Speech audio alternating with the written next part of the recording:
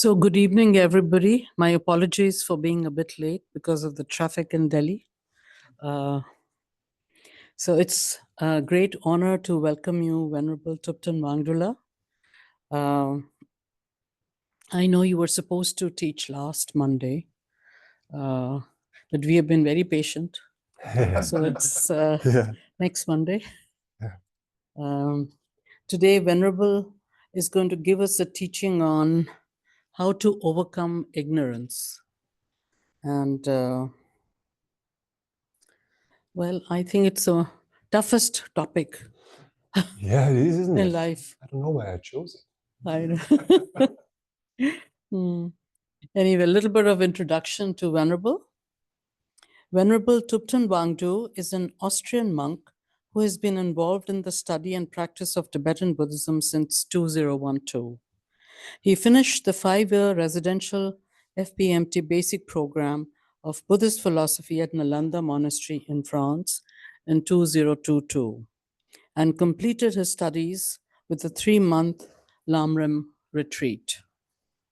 Before this, for 2 years, Venerable Wangdu was a resident at Tushita Dharamsala and led the meditations in the various 10-day courses. He also led meditations at Kopan Monastery in Nepal for the 1-month November courses in 2019 and 2022. Venerable Wangdu is involved in giving regular Dharma talks and meditations for the Austrian FPMT Center in Vienna. He was ordained as a monk in the Tibetan Buddhist tradition in 2022 at Kopan Monastery by Venerable Lama Zopa Rinpoche. How fortunate we are to have you with us today. Thank you so much. And all the way from Austria and then via Dharamsala, via Kopan. And Kind of, you yeah. made your way to Delhi, so thank you very much. Thank you. Thanks for having me. Yeah, welcome. Thank you very much. Also, thanks, Nico, for inviting and for keeping this center in such a beautiful way. Thank you so much, Renuka-ji and Nicola.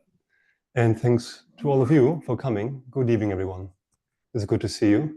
Despite the traffic. Despite the traffic, you are here. So it seems you want to be here. This is good.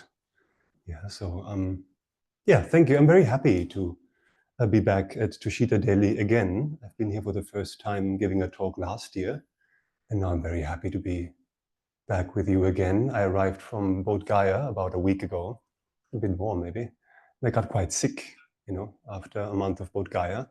I can still feel it a little bit, but now I'm much better. So we had to move the teachings or these talks to this week from last week, but now we kind of made it. So I'm really, really happy to see all of you and be here this evening and also tomorrow evening, so we can talk a little bit about Dharma and see how that turns out for us.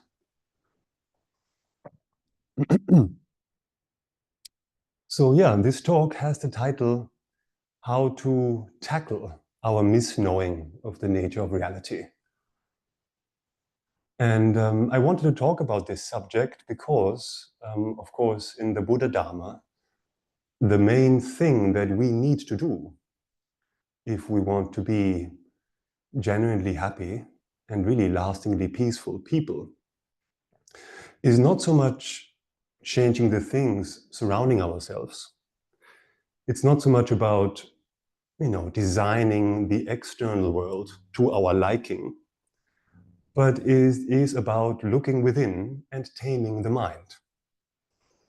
It's about cultivating the mind, subduing the mind.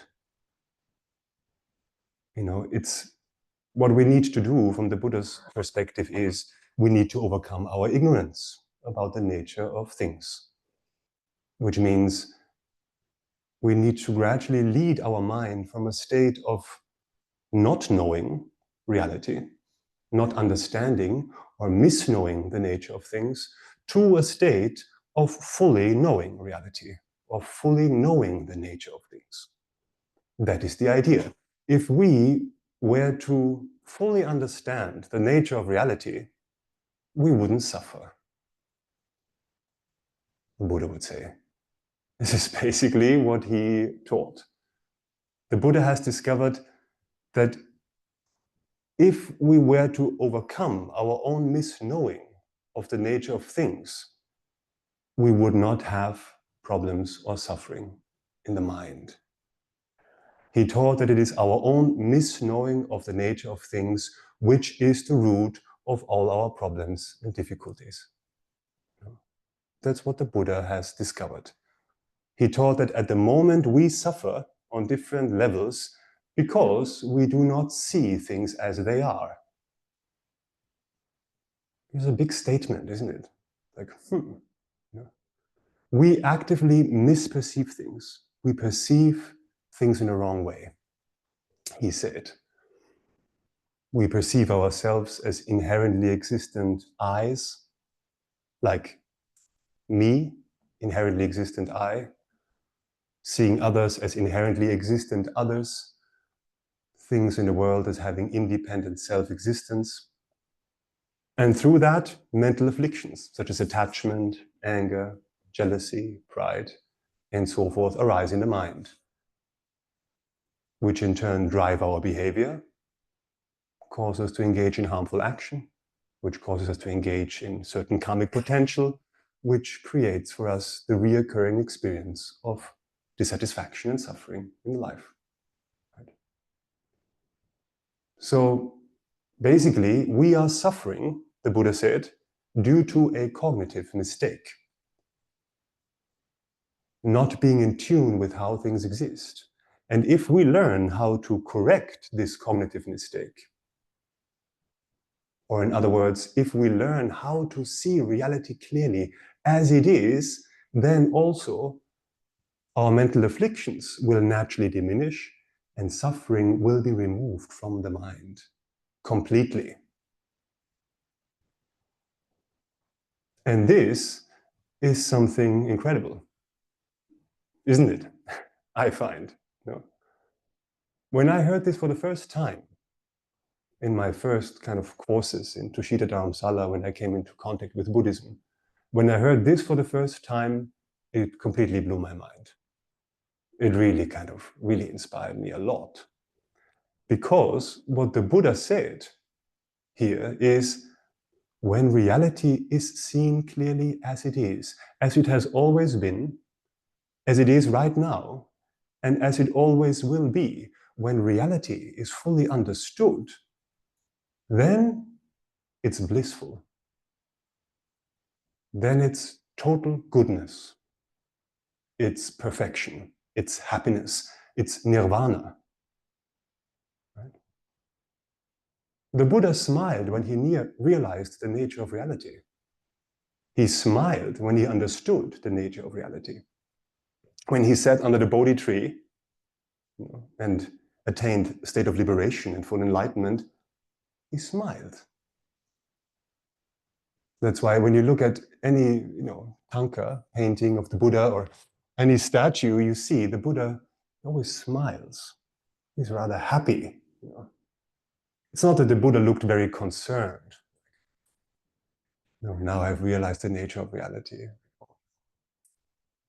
That's reality. What we're going to do now? It's not like that at all.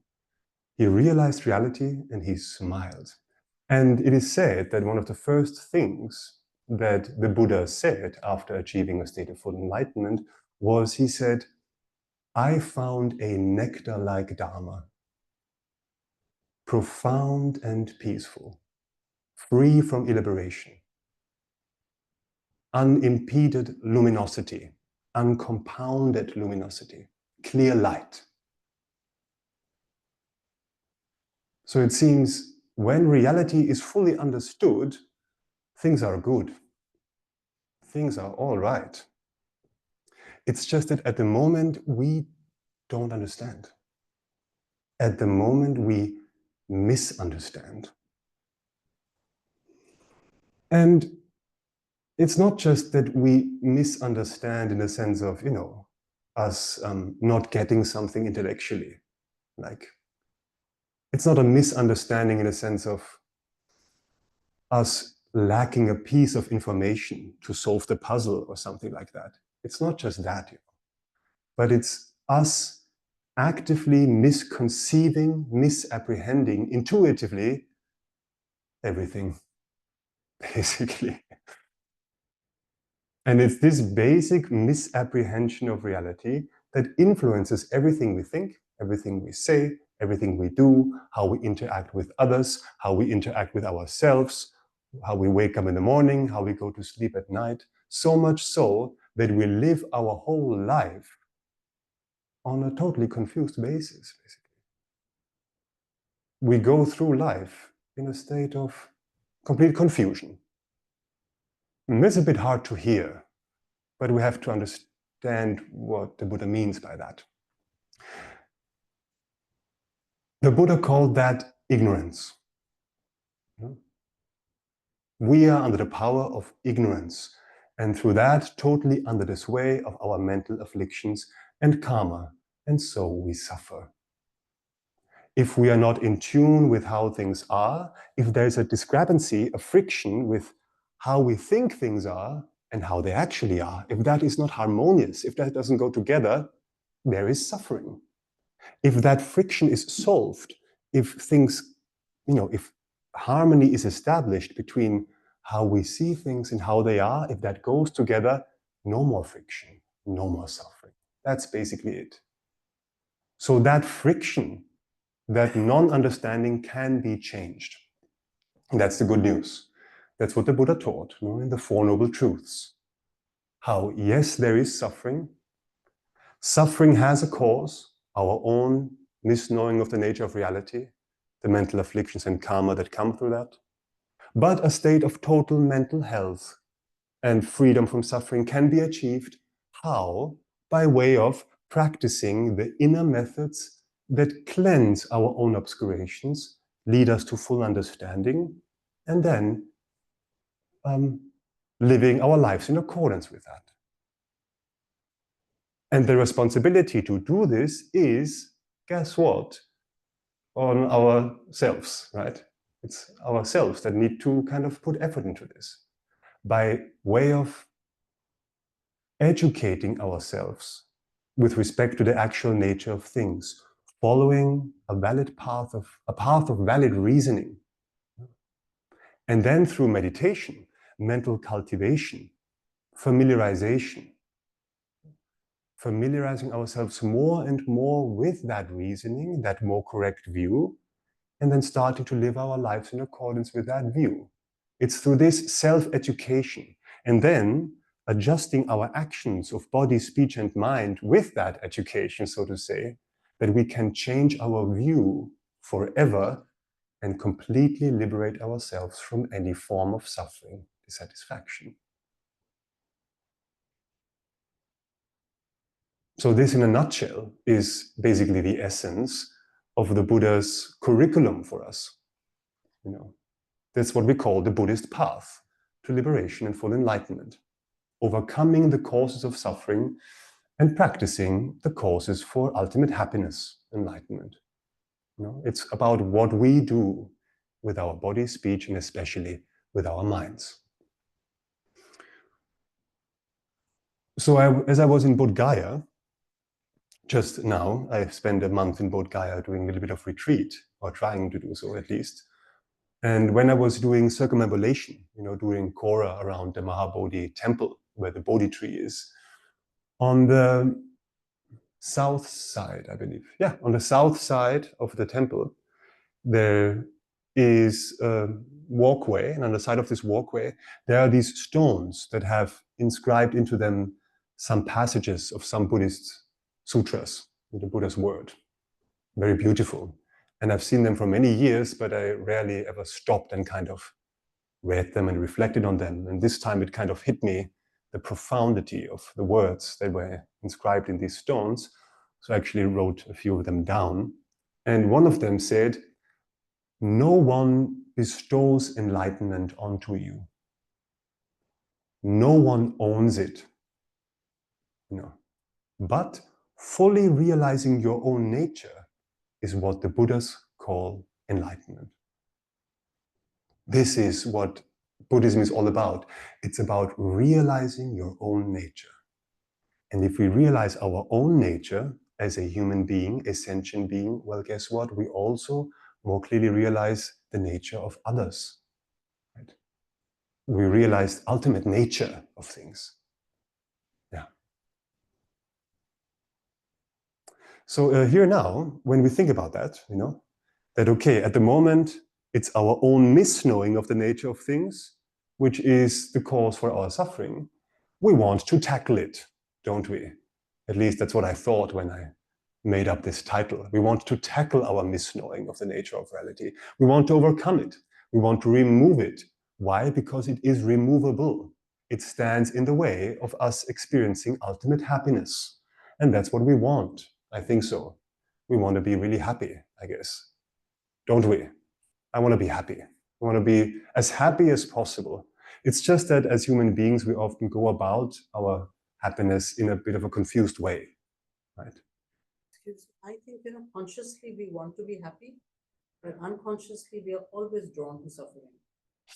Well, unconsciously we're always drawn to suffering, you say? I think the reason why we are drawn to creating suffering is because we have not fully yet internalized the way of how to create real happiness. I think we are so habituated, due to our ignorance and mental afflictions, that we always recreate suffering because we have not figured out the perfect way to everlasting happiness. That's at least the Buddha's proposition to you. That he says, look, you can find a way where from when you figure it out, you will never be drawn to suffering again because you've overcome your habit completely of doing so. And for that to actually work, for that to actually be effective, to really tackle ignorance correctly, effectively, we have to, first of all, the first step for doing that is we need to first of all know how do we misapprehend things. How does ignorance misconceive things? How is my view distorted with respect to the nature of reality? We have to find that out. That's very important for us to figure that out, to see, okay, where is the mistake? The Buddha says, I'm making a mistake, a cognitive mistake. What is that? That's very important. Otherwise, if we have not figured out our mistake, then we cannot tackle ignorance effectively. We don't really know what antidote to apply to our poison, mental poison, so to say. We don't know the correct counterforce that we have to practice if we don't know how ignorance makes the mistake. So this talk tonight and also tomorrow has this as its purpose, at least, for us to see, there lies the mistake. That makes sense. That's what I'm trying to do here a little bit, to at least look at that a bit,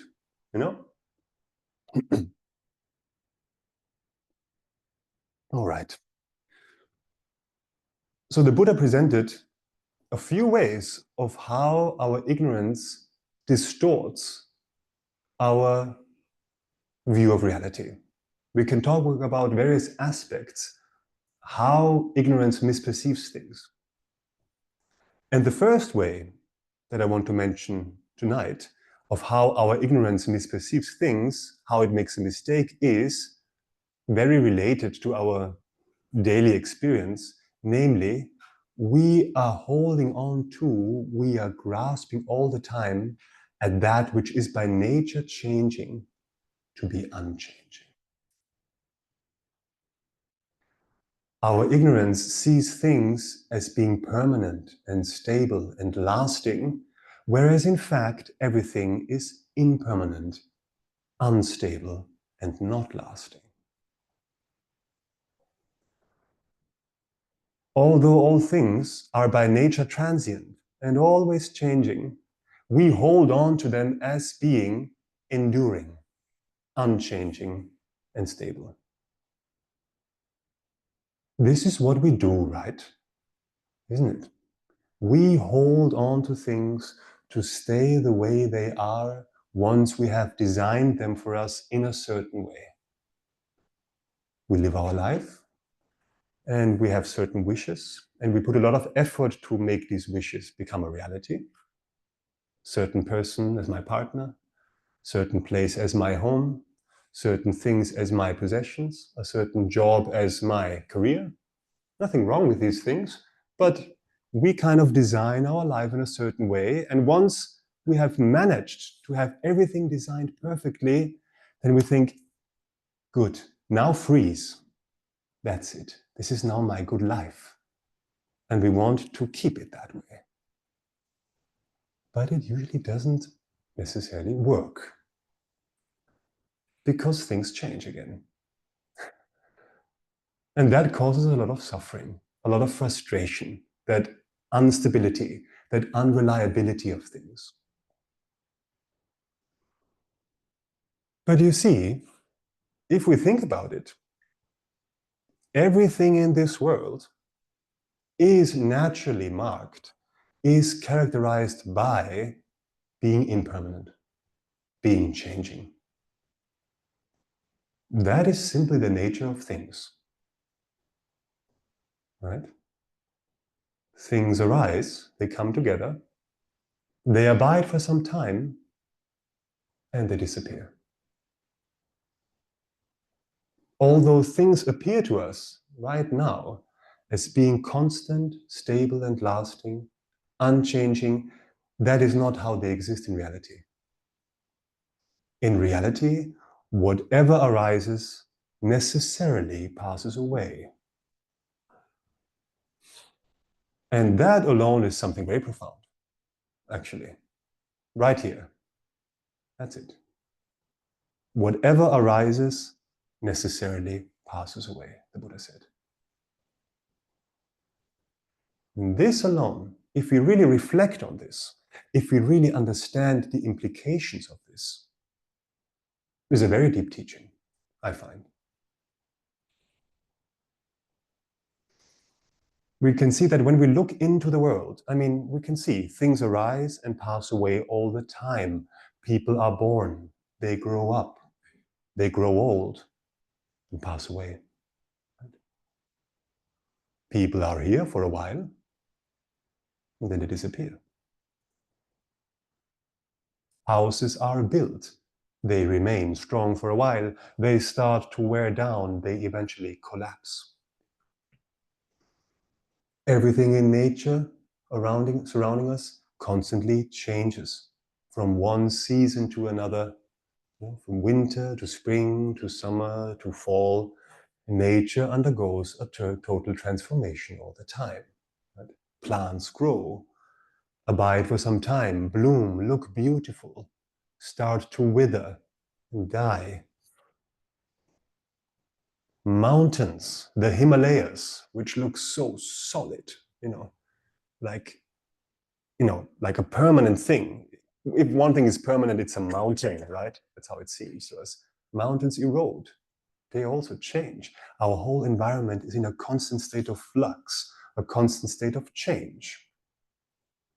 This is what we can perceive, even with our naked eye.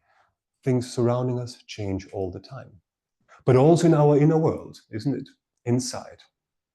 Our bodies change. We are born, we grow up, we grow old, and eventually have to pass away. Our minds change, our personalities change, our emotions fluctuate, our inner world. Sometimes we feel totally happy and we want to hug the whole world. Next day we don't want to see anybody, angry, sad, we just stay home, turn off the phone. That we never do. We never turn off the phone, but at least we don't call back. So we are dynamic, constantly changing beings, isn't it?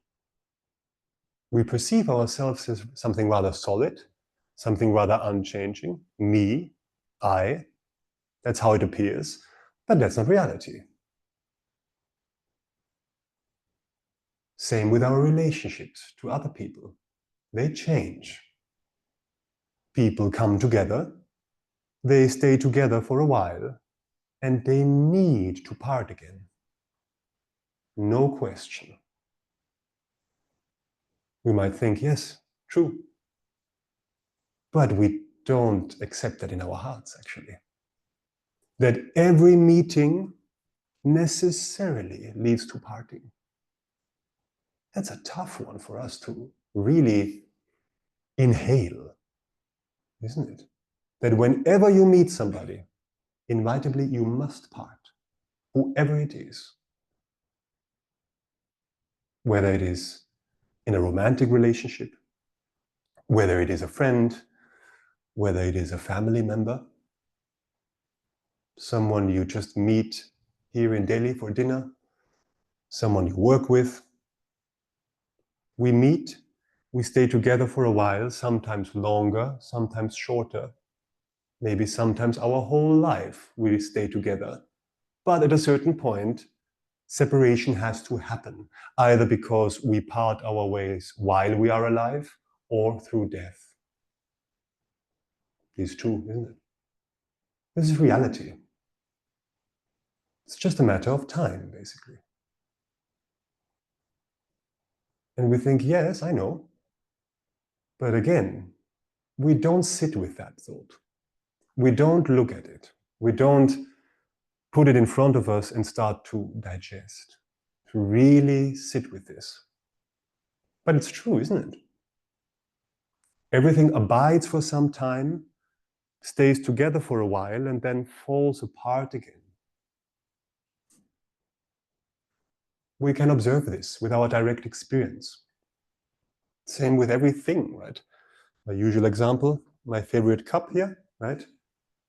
This cup seems to be a rather solid object, right? But we all know if I drop it down on the floor here, maybe not on the beautiful new wooden floor. Please don't, Nico says, please don't. I won't. But if I do it outside, we know that my favorite cup in a second is going to shatter into pieces, and the cup does not exist anymore. Right? The cup goes out of existence, and the only thing that remains is broken pieces of cup. Right? That reality is built into the cup right now already, that it's going to break. It doesn't appear like that, it doesn't look like that, but that reality is there. Not yet, right? So just this fact, whatever arises necessarily passes. Whatever comes together necessarily separates, is something we should really put our attention on in life. And for you to make it personal, to really make it personal and check for yourself, what do you think, or who do you think will always be there for you?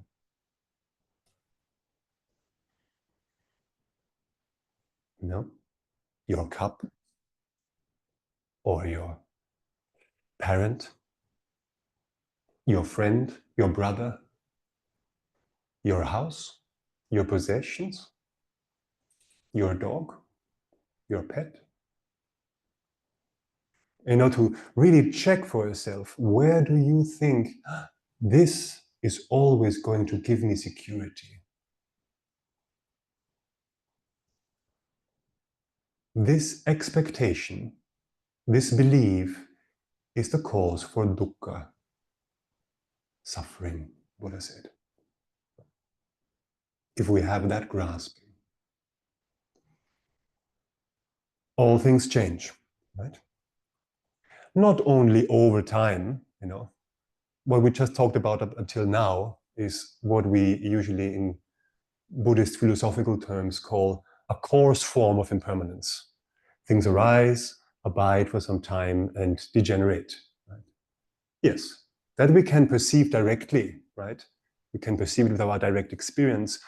But actually, when we really look at it, we can also talk about what is called a subtle form of impermanence, which means that everything changes moment by moment, second by second, every millisecond, things change. If I look at my favorite cup, although it really does not appear to me, to my experience of the cup, that it is momentarily changing, that it changes every millisecond, because it looks as a rather stable phenomena, doesn't it? But we all know, when we look a little bit more closely, when we zoom in to this phenomena here, we know that there here is simply tiny particles, billions of them whirling around incredibly fast, expanding and contracting and being in constant motion, a constant state of movement. Change takes place in here, in that phenomena, every millisecond. In the smallest conceivable unit of time, meaning every moment, this phenomena here changes. And then our mind comes along and draws lines around this object here, right? Our conceptual consciousness, so to say, we conceive it in a certain way, and then we superimpose a certain sense of staticness onto the object. A false sense of staticness, that is. We think, oh, my cup, here it is.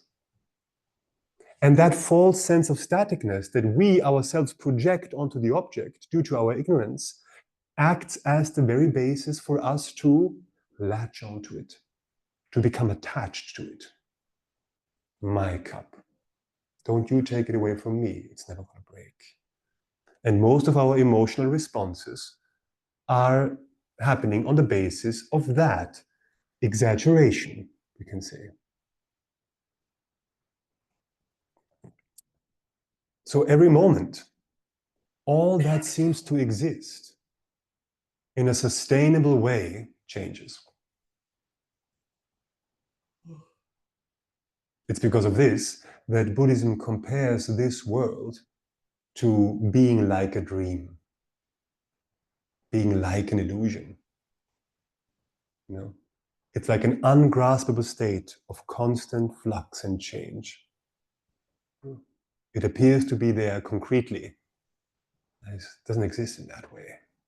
There was another verse, actually, that I saw on these stones on the south side of the Mahabodhi Stupa, which says, the various planes of existence are as transient as autumn clouds.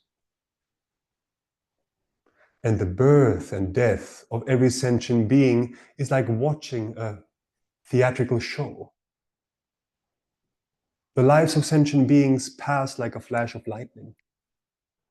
They swiftly pass away like water plunging down a steep fall. That's what happens. External world, other people, things, and ourselves. This body, this thing that identifies so much as me, as I, right? You look into the mirror in the morning, you say morning, and you think, right, that this person in the mirror there is pretty much just exactly the same person that was in the mirror yesterday. But that cannot be. That's impossible. Right? When you take a picture of yourself, when you were, 10 years old, you look at the picture and you look in the mirror, then you can see, oh, some change has happened. I'm not the same person anymore. My body changed, my mind changed, I changed. But when did that change happen? It didn't happen overnight, right? That change.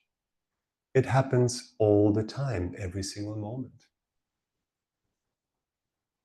Like one of my teachers, Geshe Namtak, would always say, if you were to wake up one morning and suddenly you are 87, you look in the mirror, get a heart attack. What happened to my body? That's not me. You know? But luckily, it doesn't happen like that. Like it happens gradually, slowly. Then we wake up one morning and there's one gray hair. Pick, immediately pull it out. Next morning there's two. Like, what? Pick, pick. 4, 8, it doubles kind of. That's how it is. That's what we call subtle impermanence. It's subtle change, moment by moment change. So, intellectually we get that, of course. I mean, I'm really not telling you anything new here this evening, talking about change as such. We all know that on an atomic level, all matter changes. We know that things are constantly in a state of movement. We have learned it in school. Science has proven it. We know this. But does this intellectual knowledge influence how we live our life? It doesn't. This intellectual knowledge, does it actually influence how we act on a daily basis? It doesn't. Why? Because our behavior and how we live our life is not driven by our intellectual understanding at all, actually. But it is driven by our instinctive habits. And our instinctive habit is grasping at permanence, grasping at things to be lasting. So we know all these things, and we might even say the words, right? In Buddhist centers, oh yeah, everything is impermanent. That's impermanence, isn't it? We are very quick to say that. Something happens, we say, oh yeah, impermanence. Which is fine. But you see, I mean, we often don't connect the dots, what that really means in terms of myself and my existence in this world. Although we might say the words, everything is impermanent, our words are mostly not consistent with our innate view. And our innate view is to cling at stability, at staticness, to remain, for things to remain as they are, solidly real, out of habit. Right? So all this comes from ignorance, the Buddha said. Things cannot stay the same.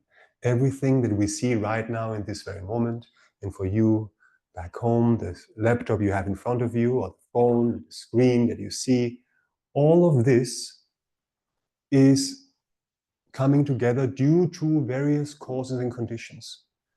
And these causes and conditions that bring up what we see right now, again, depend on further causes and conditions. And all of these causes and conditions are constantly fluctuating. So we are in this kind of vibrating scene of reality that we see as something stable, but it doesn't take too much for us to see that that's simply not how it is. You know? In reality, there is nothing concrete to hold on to. There is nothing stable to catch, to grab onto. Basically, change is the only thing we can rely on. It's the only thing we can fall back upon is change. Right? So therefore, grasping at permanence is a distortion, and it causes us suffering. So that's the main point, actually. It causes us to suffer. Why? Because when we grasp onto people, ourselves, and things to be permanent and stable, what happens is we develop unrealistic expectations towards them. To things, to people, that cannot actually be fulfilled. And when our expectations are not fulfilled, this person not acting the way how I want them to act, this thing not working how I want it to work, this career not taking the direction I want it to take, then we suffer. We experience disappointment, disillusionment, and we fall into despair often. Coming from the mind, you see. Lama Rinpoche would always say, it completely comes from the mind. Wrong projection. And our minds are funny, not to say weird, because some things we don't want to change, which are good relationship, success, pleasure, good reputation, praise. The positive side of the 8 worldly dharmas. You know the 8 worldly concerns? I think many of you have heard about them. The positive side, the desirable objects, we don't want to change. But some things we immediately want to change when they come. Bad relationships, sickness. I just had a sickness. And I was lying in bed and I thought, I want this to be over. And then I called myself. You are about to cancel a talk on tackling your own misknowing of the nature of reality. Lying in bed, wanting this sickness to be over. You know, it's a classic, isn't it? Sickness we want to change immediately. Difficulties, bad reputation, criticism, pain, right? So we are always following our own preferences. This part of reality, I want to fix it. And that part, I want to have it out of my life. So we are basically following our own kind of construction all the time. We don't accept things as they are. We don't accept certain aspects of reality. And that's why we suffer continuously due to our own unrealistic expectations, really. Okay. So once we begin to think about this, and once we begin to really, in the heart, start to accept impermanence, just that change is the very fabric of life, the very nature of life is change. That will reduce our clinging. It will reduce our attachment to things, people, situations, and so forth. It will reduce also our aversion, our anger. It will reduce our ignorance, which will help us to avoid a lot of unnecessary suffering and frustration. Just by doing that, to thinking about this. Do you have a question about this or not? Maybe not yet. Okay. Now, on the basis of this, that was the first point I wanted to share. The first aspect of how we misapprehend or misknow the nature of reality. We grasp that which is by nature changing to be unchanging. Now, on the basis of this, this leads us to a second way of how our ignorance distorts our view of reality. Based on not seeing that everything is changing, by not seeing, impermanence, we grasp at that which is actually not satisfactory to be fully satisfactory and providing me with lasting happiness. Our ignorance sees things or apprehends things to be happiness from their own side, since they appear as lasting and stable and pleasurable, whereas they are actually dukkha, dissatisfactory, suffering, because things are not lasting and unstable and running out. So the Buddha discovered that we as human beings, in our quest of wanting to be happy, joyful, fulfilled, peaceful people, due to, on one level, not understanding impermanence, we are going about our happiness in a very confused, unprofessional way. Since we are following a mistaken view of ignorance, grasping at permanence, we don't see that whatever is transitory and by nature changing cannot actually act as a basis for a lasting satisfactory experience. Right or no?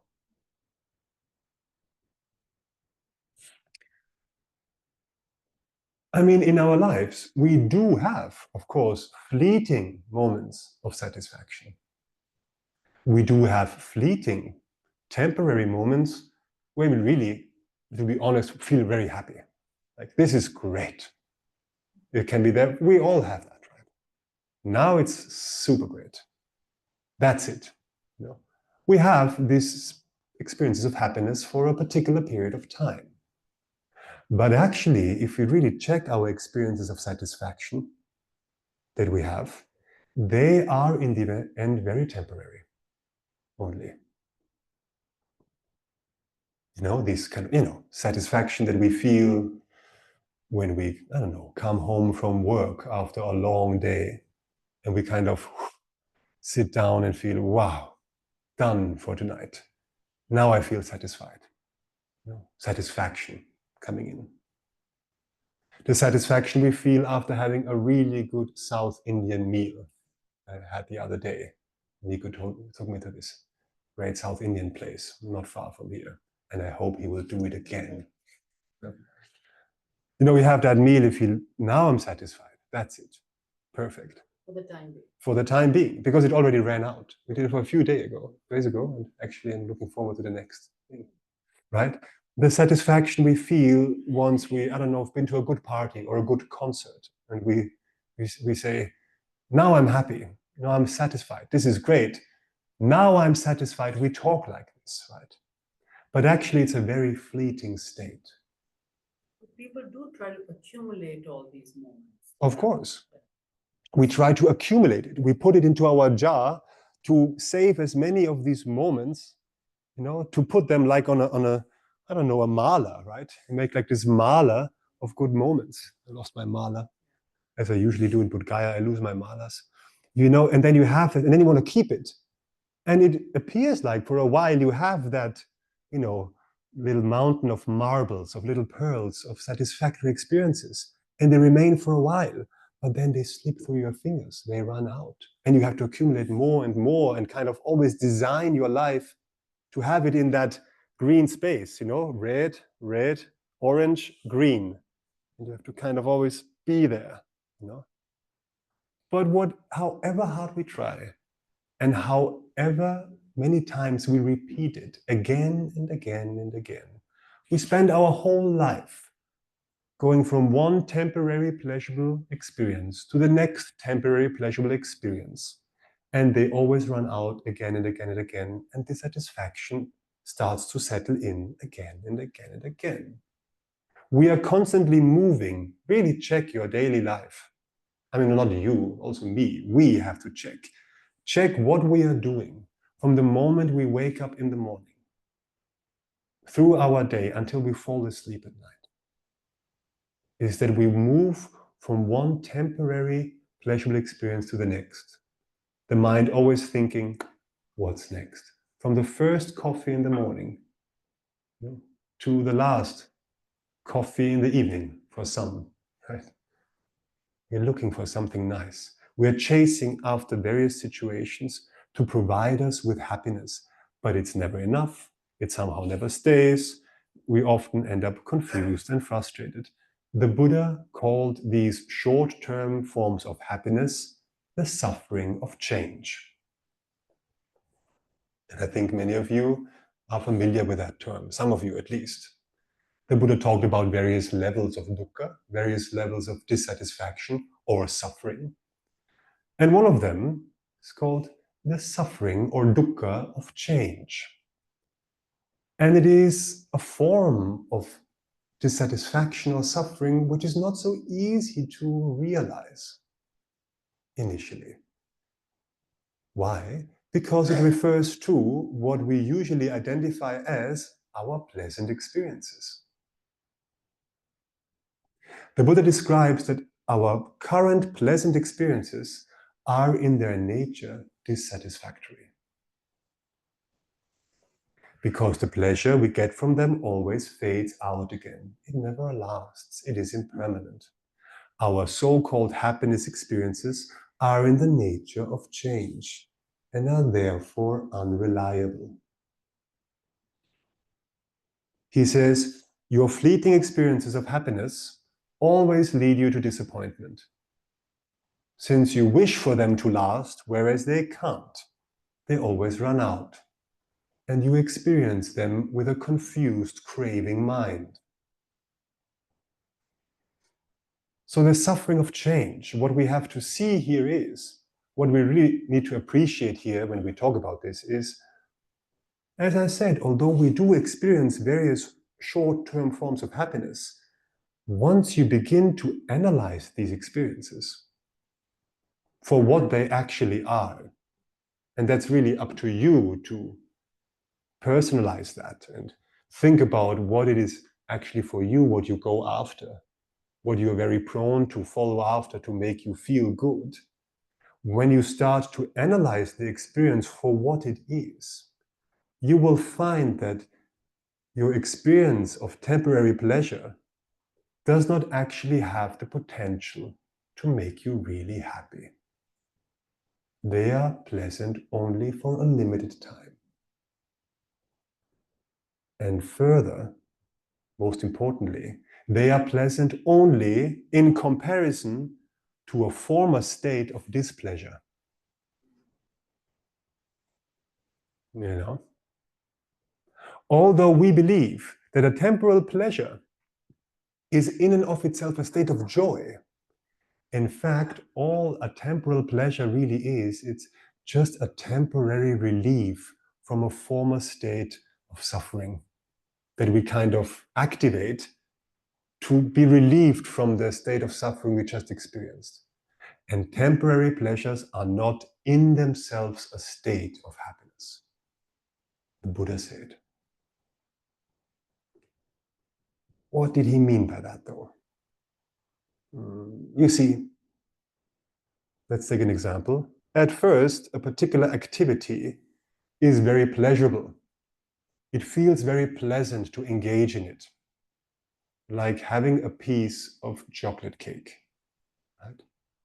But the more we engage in the eating of the chocolate cake, the experience changes. And before we know it, it turns into discomfort eventually. Right? What initially appears as pleasant, after some time begins to make us suffer. The longer we do it, the more displeasurable it gets. And the pleasure we received from it only lasted very shortly. Relative to a former experience of displeasure, namely, I want chocolate. You have the feeling of, I want cake, sugar, something nice. It's a suffering state in the mind. So you look for the best chocolate cake place in Delhi, and you get there finally, and you order the cake. And then you have the first bite and you think, oh, perfect. And it feels like happiness. But actually, what actually happens is we experience a certain form of pleasure. Why? Because the suffering mind of craving for cake is relieved at that moment. But what actually has just started is the suffering of eating chocolate cake, which in the beginning is not very apparent. In the beginning, it's nice. We label happiness on that experience. But the more you do it, the less comfortable it gets. Amos Rinpoche would always use the example of standing in the sun. Also good at daily winter time. In the morning, it's rather cold, right?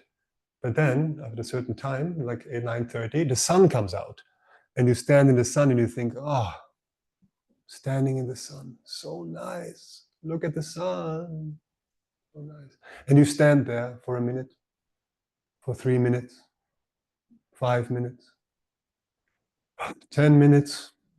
And after 10 minutes of standing in the sun like a statue, you feel a bit like, it's a bit warm, isn't it? A bit hot.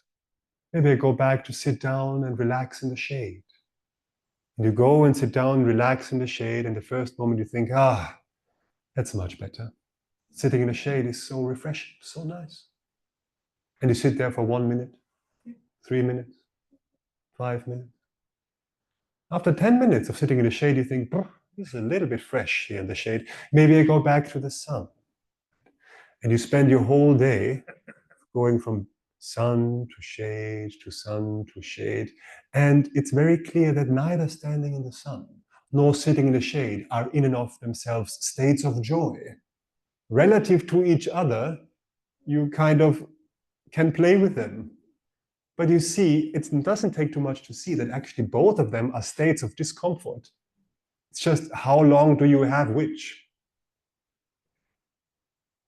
When you have a mosquito bite, when I was in Bodh Gaya, there's so many mosquitoes.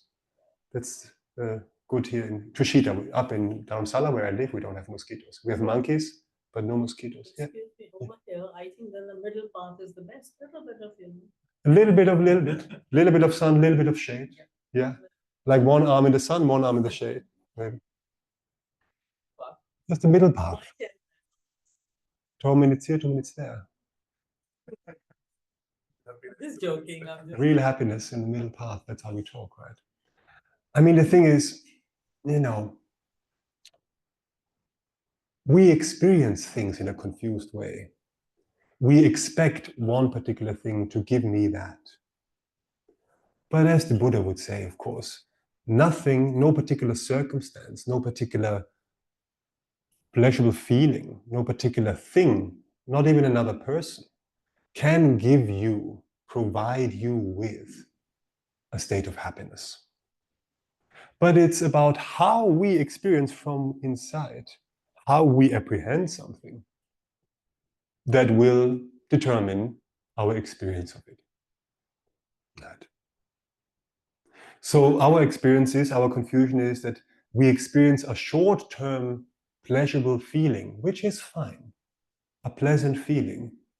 We label it happiness, whereas in fact it's simply a changing situation. But intuitively we hold on to it, we cling to it as being a source of something good, something nice. When we get a good feeling for something, we call that pleasure, let's say. And then when we experience pleasure, the feeling, the wish of wanting to have it again arises. That's what we call attachment.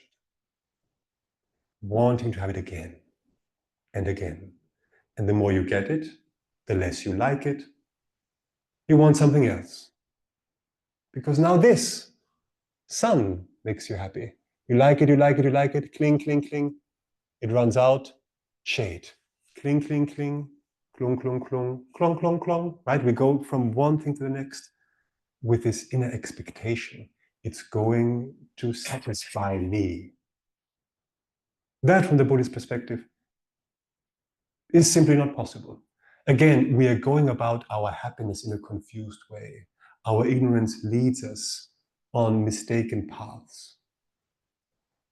So from the Buddhist perspective, outer things, external situations, temporal pleasures, do not actually have the potential to make you happy.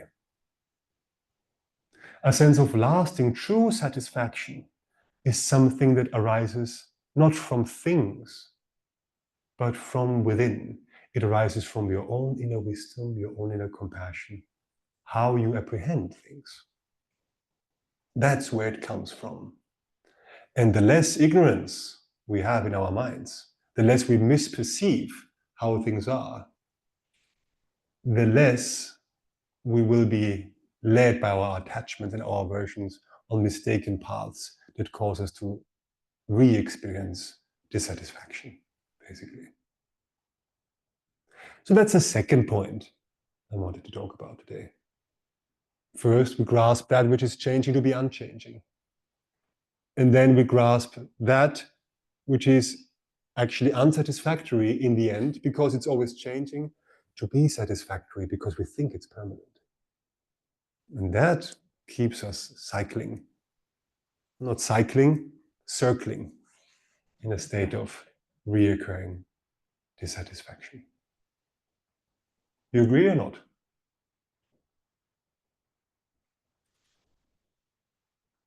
All right. Richard, right? Richard, we had one friend, one very good friend of ours, Nico and me, and Richard from Holland. Incredible person, wonderful, wonderful person. One of my first meditation leaders. I don't know, can I tell that story? I can tell that story, I think. You know, it's not that it's online or something, right? We are here totally alone in this room, not on Zoom or anything. It was very sweetly, in one retreat, he would always give these beautiful long motivations. He was a meditation leader in Tushita for a long time. He gave these very beautiful motivations. And he would often say, now we think about all those mother sentient beings cycling in samsara. They cycle in samsara again and again.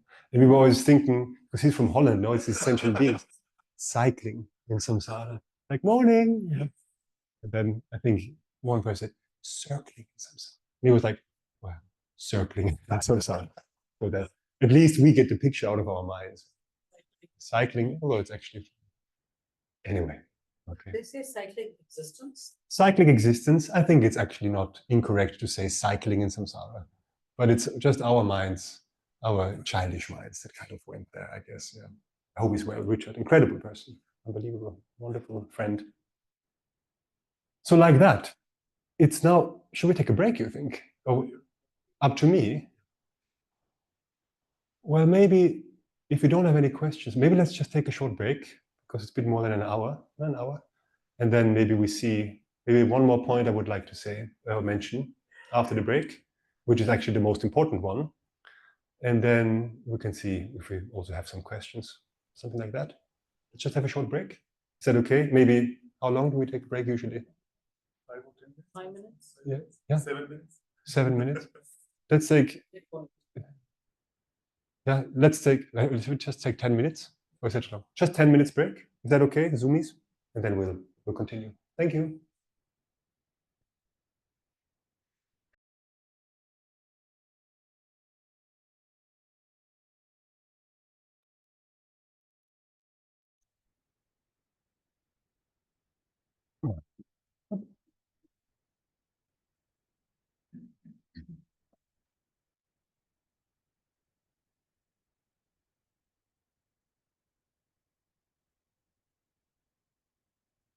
So I'm aware that usually often for us beginners, it's a little bit confusing to talk in this way about ignorance. Can be.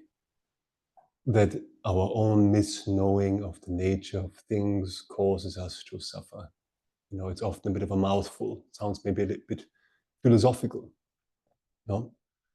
But in the end, once we go a little bit deeper and just check these two ways of what we just did, namely not seeing the impermanent as impermanent and not seeing the dissatisfactory as dissatisfactory, that kind of leads us to engage in the world in a particular way, which in the end will cause us to be disappointed, to be disillusioned, to suffer. But of course, it's for us just some material to reflect on.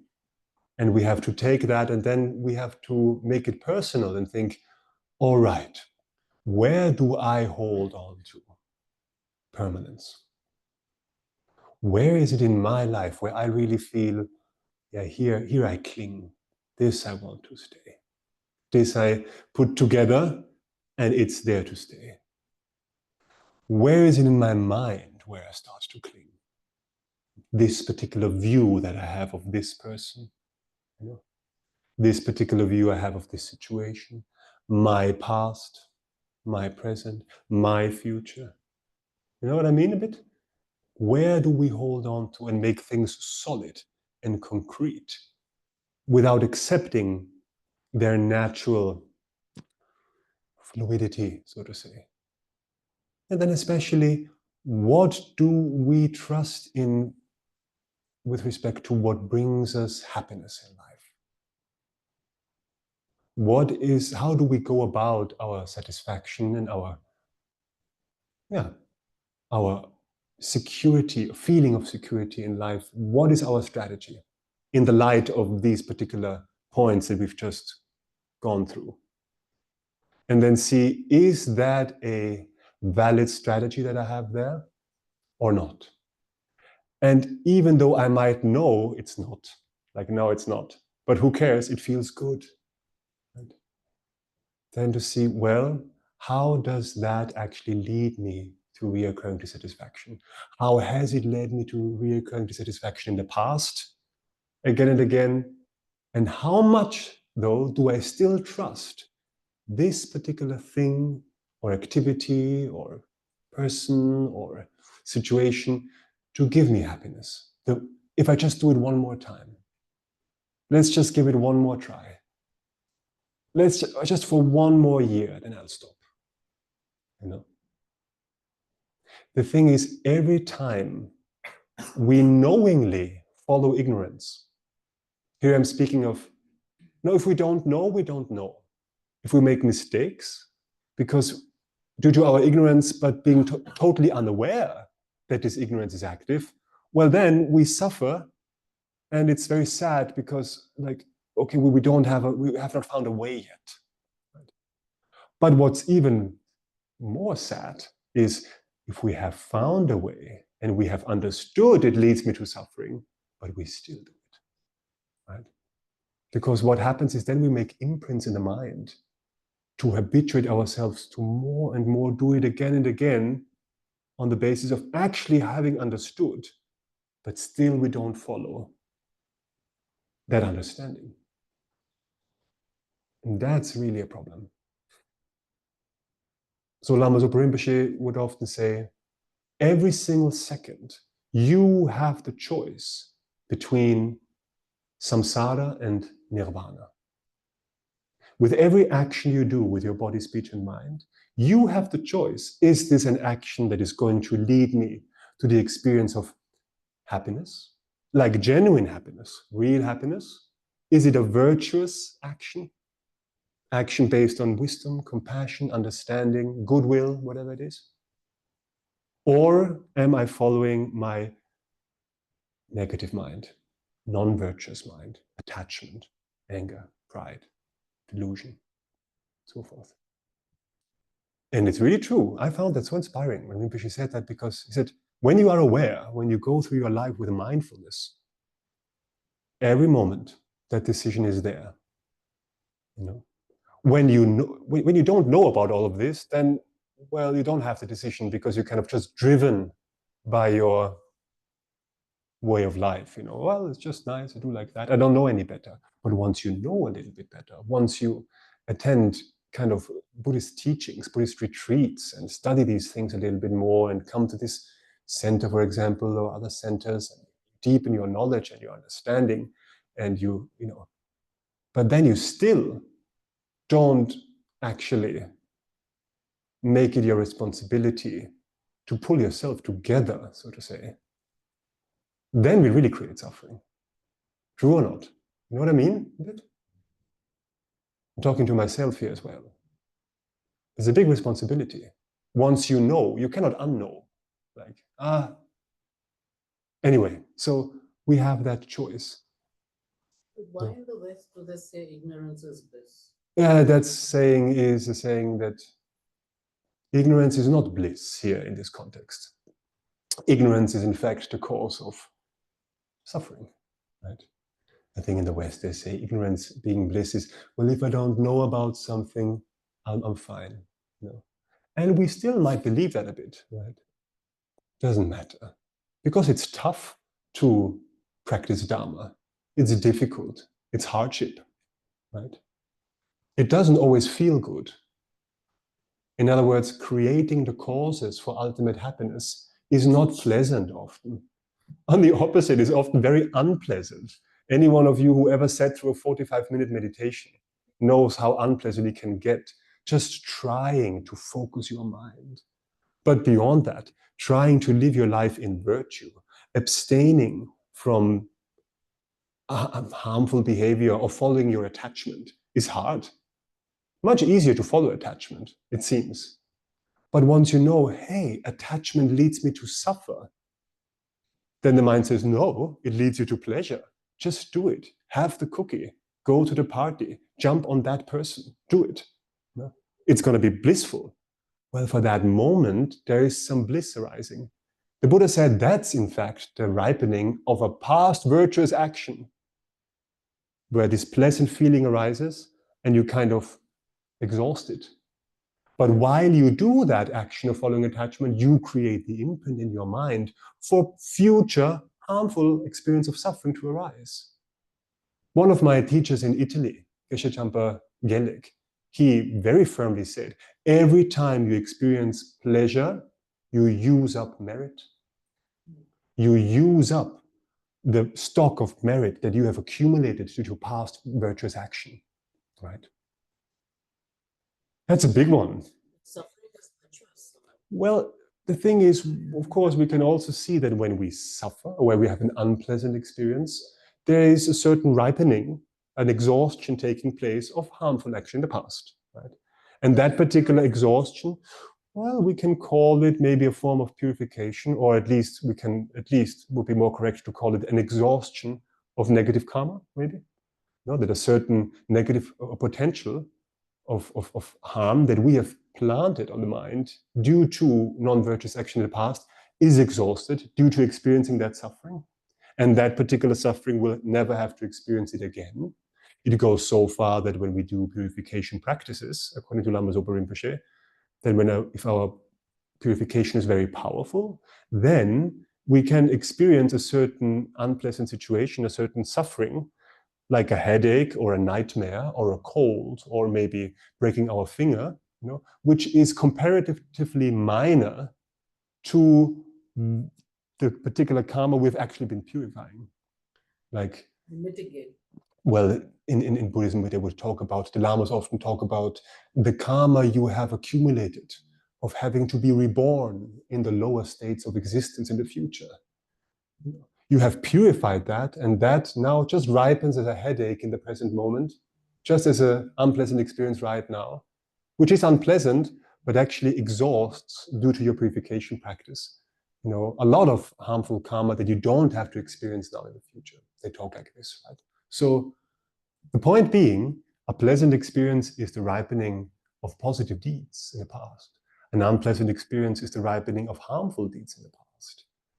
And how did I get there? Because practicing Dharma, or in other words, not following ignorance, not following attachment, not following anger, is hard, feels counterintuitive, is difficult in the moment. But what you accumulate is the very situation that in the future, happiness will be the result of that. This is why in Buddhism we take vows. Either lay vows as a layperson or monks or nuns vows of different levels as a monastic, is to actively make the decision to refrain from non-virtuous action, because then all the time when you live in a vow, you accumulate that karma of refraining from that negativity. And that, you, as Venerable Rubina Kutin would say, you plant big, fat, delicious seeds of virtue in your mind all the time. But it's hard to live in vows, right? Because you don't do the things that feel like, oh, I want to do them because they give me pleasure, right? So you refrain from that temporary pleasure consciously in order to keep your mind in virtue. So to stop that cycle of constantly running after, getting short-term pleasure, but having a more long-term view of saying, okay, I don't engage in this because I've understood it's not actually giving me the happiness I'm looking for anyway. Although it feels like it, I know, my inner wisdom knows it's not like that. But still it needs effort, right? So that choice we have every moment. What am I doing with my body, speech, and mind? Once we start to reflect on the Buddha's teaching and see how it all comes together, how it all works, that gives us a lot of inspiration to have the power to make that choice over and over. And when we make that choice over and over, choosing the causes for liberation, for self and others, and abandoning practicing the calls for samsara, for self and others, every single time you do that, it becomes a new habit, That's what planting seeds in your mind means. You habituate yourself to it, and it becomes easier and easier and easier. And you clear the way, to a degree that abstaining from engaging in a short-term pleasure becomes the greatest pleasure. That's really cool. Lama Yeshe used to say, if you have the small pleasures, you can't have the big pleasure. If you have the small things, you cannot have the big pleasure, which of course refers to the unlimited joy of liberation and full enlightenment. You constantly put obstacles in your own way, habitual, creating these habits. So therefore, we practice, and practice is sometimes hard, but it leads to a result in the future that is much more worthwhile. And in Buddhism, it's all about the long haul, right? It's all about the long-term view, right? So like that. So what we actually need to do, though, it's not enough to simply realize, oh, things are changing, and stop to grasping them as being permanent. It's not enough to simply abstain from engage following our attachment. It's good. It is going to help us a lot already to not having to experience unnecessary suffering again and again. But if we really want to cut the root, or in other words, if we really want to tackle ignorance from the root, to knock it out of the ring, to give it the final blow, what we really want to do to completely remove the cause of suffering is we have to realize or overcome the most fundamental form of ignorance that we have. That's not grasping at permanence. It's also not grasping the dissatisfactory to be satisfactory. But our most fundamental form of ignorance is grasping at that which is not self to be self. It is holding on to inherently existent I and mine. Our ignorance grasps at the I, me, a person, and my things or phenomena as having independent self-existence. Whereas the I and phenomena do not have any independent self-existence. Ignorance holds that which has no self to have self, Buddha said. And this is our most fundamental form of ignorance. It's called self-grasping ignorance. It refers to how we hold ourselves to exist in a mistaken way. How we exaggerate, how we overinflate the I, first of all, as well as also phenomena. How we grasp at there being an inherently existent I behind all of our experiences. Whereas in fact, this notion of an inherently, independently existent I is a misconception. It is this misconception which is mainly responsible for all our attachment, our anger, and our resulting suffering from these mental afflictions.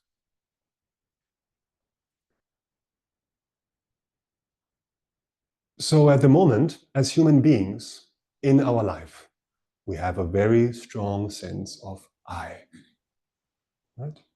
A strong notion of me. We have the feeling, consciously or unconsciously, of there being a concrete and solid me sitting here. I, myself. Right? We have that right now. And we do not see a reason, actually, for ever questioning that feeling of I. Why would we? I feel I am here. Right? That's it. Perfect, fine. You know you are here. You know who you are, right? If for a moment some one of you wouldn't know who you are, you'd get a bit nervous. You know? Feel a bit, you would feel something is wrong if for a moment you wouldn't know who you are. Right? But you know, I am me. Mad people don't know who they are. Mad people don't know who they are. We don't want to be mad, right? So that's why I know who I am, because I'm not mad. I am clean, clear. I am Wangdu. I am a human being. You know? We say, I'm a woman, I'm a man. I don't identify with any particular gender. I am Indian. I am Austrian. I live in Delhi. I am living in Tushita. I'm a husband. I'm a wife. I'm a brother. I am an engineer. I am a lawyer. I am an artist. I am a tennis coach. You know that, right? You know you are here. This is you. Or do you?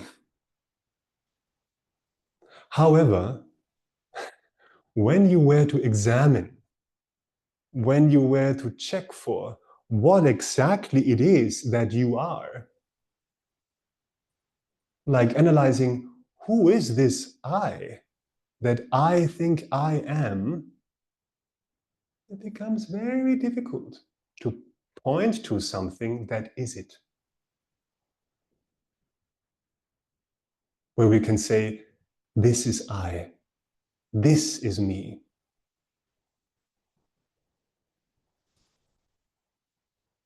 You might say, no, it's not difficult. My body is I. I am my body, obviously.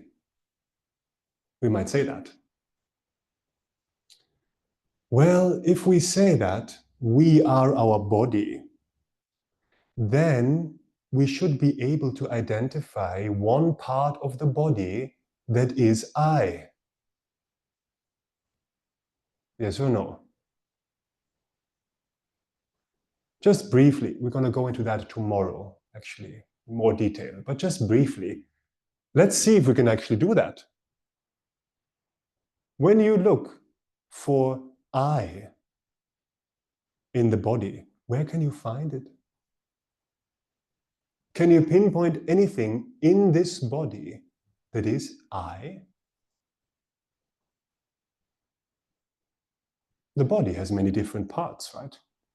We can look at all these different parts one by one in meditation. We do that. We Buddhists, we have a lot of time, so we like to look at these things. You know, we look at, okay, my head, is my ear the eye? Is my nose? Lama Zopa Rinpoche would always say, is your eye the nose? The nose the eye? No, the different parts. Shoulder, arms, hands, fingers. You can in meditation, like some of you might have done a Goenka Vipassana, where you sit and you scan the body, probe it with your feeling or your sensation, right? You check your sensations. Well, now here you don't check sensations, you check each and every body part. Is it an I? Is it me? We can look at it one by one, right? Upper body, torso, left leg, right leg. You can go through it and you will see, these are all different body parts. Yes.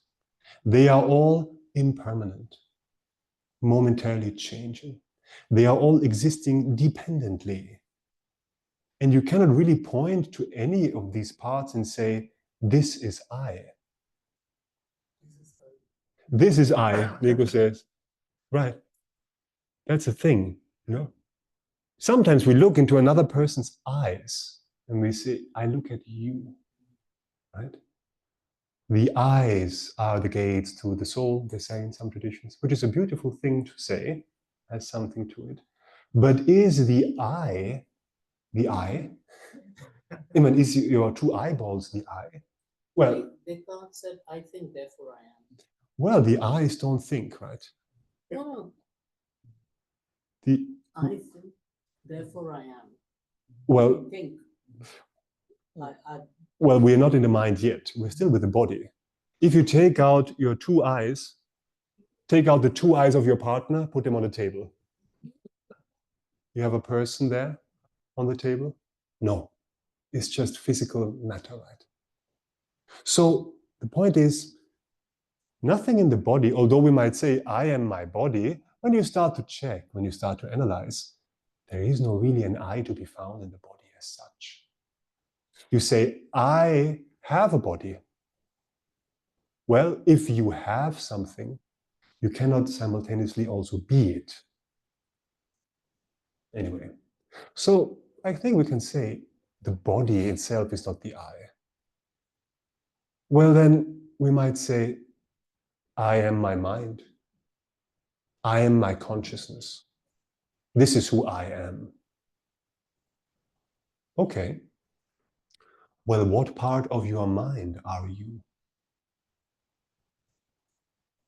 Are you your feeling, your emotions, your thoughts?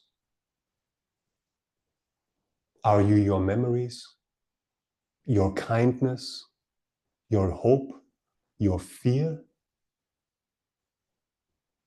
Also, the mind has many parts, Are we one particular mind state, being in the mind, that where you say, that's me, that state of mind. If you were one mental state, then what about all the other mental states that you have? They are not you then? So there are all these different mental states. They are also impermanent. They are also existing dependently. We cannot really point to one state of mind and say, this is I. So we cannot really point to anything in the body that is I. We cannot really point to anything in the mind where we say, this is I. No? Yet it strongly appears to us as if the I is solidly there. I, a solid self. As we say, I have a body, I have a mind. The thing is, as soon as you try to analyze, search for it, we cannot really find the I. As we're going to see tomorrow in more detail and with a little bit more thought experiment to really get a feel for that, like, whoa. So the point is a bit the self that we hold on to, that we are, as being so real, so concretely there, this appearance of a concrete, solid, separate self, it is overinflated. It is exaggerated, the Buddha would say. At the moment, we have a mistaken way of how we hold on to ourselves as a person. This feeling of a concrete, solid self is a fabrication of the mind, an exaggeration. And in fact, holding on to the I to exist in that solid, separate way it appears is the root for why we suffer. It's this fixed idea of who we are, in other words. We have a very fixed idea of who we are. When you are with people, you go out for dinner and fun and conversations and and you relate to others. But then after a while, like tonight, you're going to go home and you be in your room and you are alone, and there it appears, I. What do you think? This is me, right? There's something you end up with, which is I. And then this I gives rise to all the egocentric notions, like, what did she say before? How dare she say that? If you don't have a partner to discuss it with, then you discuss it with yourself in your own mind. And our attachment, our disturbing emotions, anger, jealousy, pride, everything have their basis in this holding on to a solid I. The Buddha said such a solid I, the way it appears, does not exist.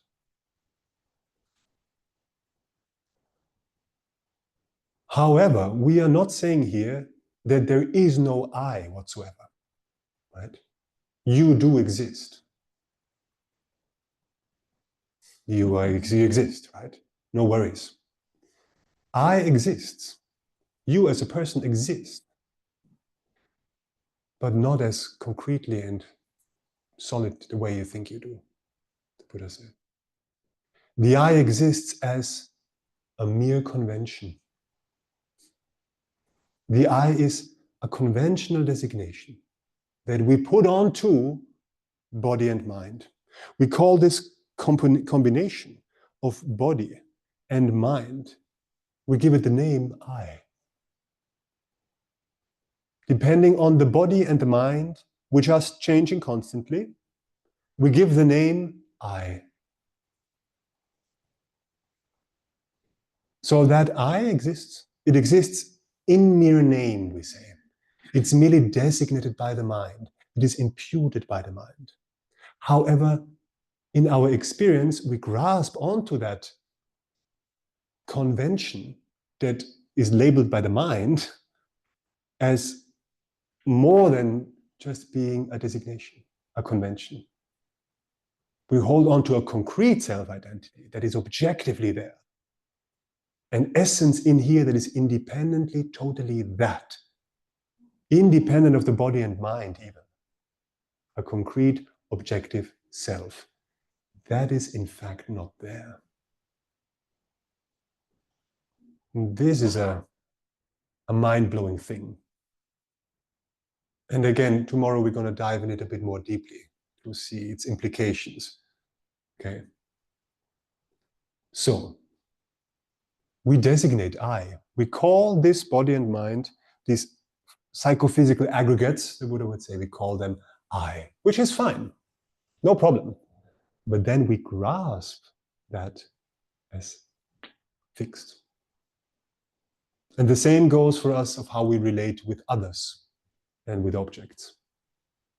We wrongly grasp other people and objects around us, phenomena in the world. We look at them and instinctively grasp them as fixed people, fixed objects, fixed places, having an independent self-identity, existing in and of themselves, being objectively there. So this experience of there being an independent me here, going through an independently existent world, engaging with independently existent others, as we will discover in greater detail. It is that notion which acts as the very root of all suffering. According to Buddhism, it's this misconception. And if we were to realize how I, others, and phenomena exist while they are completely empty of existing in that exaggerated way, while they exist while being totally empty of having any inherent existence. If we realize that, the unification of dependent existence while empty of independent existence, that realization becomes the actual antidote to all our obscurations, what obscures this mind from becoming a Buddha. If we also combine it with the ultimate open heart of bodhicitta, which is another topic. So now, that's it basically. There's really nothing more to say, I guess. I mean, and not that I can say it very well, but at least I can try to convey it a little bit in terms of what I try to study, is in the end, there is a basic perception error going on in our mind. There is a disconnect, a fundamental disconnect between how things are, how they've always been, how they are now, how they always will be, and how we hold them to be, how we want them to be. In other words, we exaggerate things, basically. Our ignorance exaggerates all the time. Things exist in one way, impermanent, by nature not satisfactory and empty, but they appear to us and we hold on to them as having inherent existence, being total happiness from their own side and kind of lasting. And we believe that wrong appearance all the time. And it is that which causes us all our problems, basically. This discrepancy invites all difficulties. And I think our main takeaway, maybe, or one main takeaway of this evening, is to really get a taste of how it's our own exaggerations that bring us suffering. And how if these exaggerations were even just diminished a bit, we would suffer less. And if these exaggerations were eventually completely removed due to practicing what we call the wisdom wing of the path, and then combine it with the compassion wing of the practice, we can completely eliminate any form of obscuration and become what is called a Buddha, an awakened being. We can all do this. This is our very nature. That's what we call Buddha nature, right? The nature of what you are is already pointing towards the final goal, that we all have the ability to become fully enlightened beings. It's just that we are obscured. We are temporarily obscured. But by way of working a little bit on what we talked about tonight, that points us towards the way of how we can get rid of any form of obscuration. Starting not to follow our misperceptions anymore. And that's hard. It's very hard. Just knowing intellectually about these things and thinking, oh yeah, things are actually impermanent. Oh yeah, they don't bring me lasting satisfaction in that way. Wow, it's true. I cannot really find a fixed I here and not a fixed cup as such, not independent. It's true, actually, if you think about it. Well, although that might inspire us and feel like, whoo, it's true. This is all, there's something going on here that I don't get. Reality is different from how it appears to me.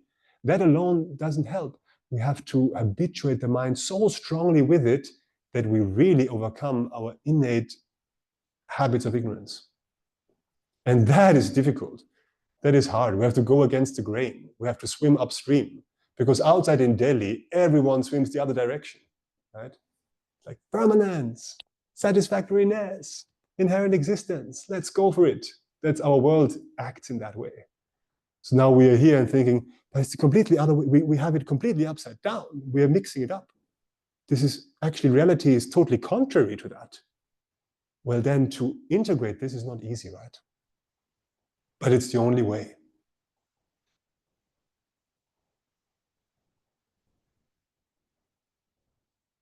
Like that, I guess. Any questions?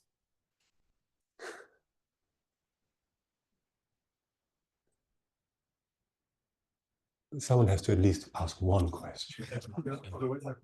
Oh, question, okay. Yeah. Okay, sure. I just have one question. You mentioned the only thing that is permanent is the change. Mm. So can we get attached to the change in that case and we find permanent happiness? Yeah. Well, I don't think I said that the only thing that is permanent is the change, but the only thing we can kind of rely on is that things are changing, right? Rely on? Rely on in the sense of the only thing we can really be sure of is change is going to happen, right? This too shall pass, this too changes. The question is, well, can we then get attached to change? Accumulation of beautiful moments. The accumulation of beautiful moments. Well, I don't know if we can get attached to change. And I don't also, it's not that by simply realizing that everything changes, that this will liberate us from suffering. No, it's not like that. I think we also have to say there are phenomena that don't change. We don't have to go into that, right? But one thing that will never change anymore, I would not call it a thing philosophically, but when we talk about certain absences, for example, something not being there, an absence of something in Buddhism we would call a permanent phenomena. For example, if we talk about, what about nirvana? That is basically talking about an absence. And that's exactly my point here. You know, when we talk about an absence in the sense of here, there's no tiger in this room here. The very fact that there is no tiger here, that a tiger is absent, that is a fact that doesn't change moment by moment. Will you agree or not? Yeah. The very fact, the very thing that I can realize the absence of a tiger in here. I can look around in the room, really check and see, okay, guys, don't worry, there is no tiger in this room. The absence of the tiger in this room exists. The lack of a tiger is here, can be realized, right? I can realize this. Well, that lack of a tiger in the room, we could say, is what we call a permanent phenomena. Permanent in the sense of not everlasting, but in the sense that it doesn't change moment by moment. When we talk about nirvana, nirvana basically refers to the absence of afflictive obscurations in the mind. When we have, due to the practice of wisdom, mainly, removed the conception apprehending inherent existence, together with attachment, anger, and so forth that arise due to that conception, together with its seeds from the mind, when that has been removed over time, when we meditate, especially in meditative equipoise, directly realizing emptiness over a long period of time and accumulate the right amount of merit to progress along the path, we gradually remove, we cause more and more absences of particular levels of afflictive obscurations in the mind, until at one point, the last subtlest form of afflictive obscurations will be removed from the mind stream, and then no more afflictions are on the mind. And the absence of afflictions in the mind is what we call liberation, nirvana. Even the word liberation or freedom refers to a particular absence, liberation of something, right? Liberation of what? Suffering. What is suffering? It's basically afflictive obscurations that cause suffering experience. Mental afflictions and karma, we would say. So that's removed. When that is gone, and all the causes that give rise to that coming back again are removed, that absence will never change anymore. That's a permanent situation. The mind that experiences that absence changes. It's still a changing phenomena, but that very absence of afflictive obscurations. Mind watching the mind, you have to, be at that state. Mind watching the mind. Mind watching the mind, yeah. So what do you mean? So the mind that always watches the mind, Yes. is that permanent? No. Or what travels from one life to the Oh, other? you ask many questions in one, very different points there are. So the mind that watches the mind, if we can call it like that, that's not permanent. Mind is an impermanent phenomena. It's a changing phenomena. So when we talk about, we watch our own minds, it's both, we could say, the watcher and the watched. They are changing. Because that which watches is influenced by that which is watched, right? So these are changing. What goes from life to life? Well, it's again a big question, but if we simply speaking talk about consciousness, mind, mental consciousness, moving on after this body passes away, also this mental consciousness is an impermanent phenomena. It moves from moment to moment to moment. And when we have reached the last moment of this life, Wangdu's life, then the next moment, consciousness will leave the body and move on, in terms of karma, cause and effect, first into an intermediate state, and then, propelled by karma, takes rebirth. What is it exactly that takes rebirth? We can talk about that a long time. It's interesting, right? But the point is that the mental consciousness is an impermanent phenomenon. Yeah. Yes. Hold on, because online there is Lavanya. She has been raising her hand for the last Hi, 50 Lavanya. minutes. I don't want her to have a cramp, so please go Yeah, ahead, Lavanya, and unmute yourself. Please relax. It's a virtual hand. Oh, is it? Can you unmute? Are Can you you unmute receiving the yourself? prompt? Yeah. Yes, I have been struggling to unmute. Thank you, Vandana, for being here. So my question is, while we were talking about satisfaction, is a feeling of satisfaction self-cherishing? What is true satisfaction? Is a feeling of satisfaction necessarily self-cherishing? Is that the question? Yes.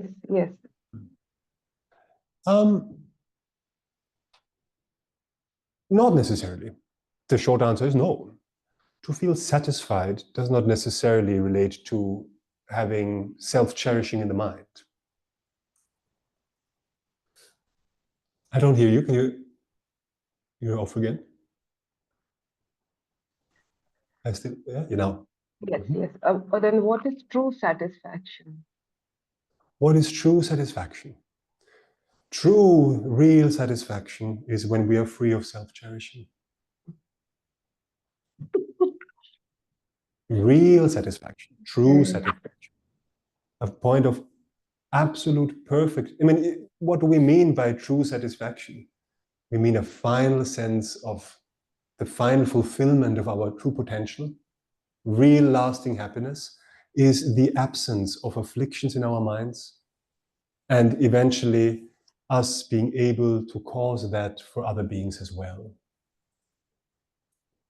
In less far out terms, Rinpoche would always talk about it is our self-centeredness based on the grasping of an inherently existent I and mine. That wish thinking my happiness is more important than other people's happiness, which we're going to talk about tomorrow as well.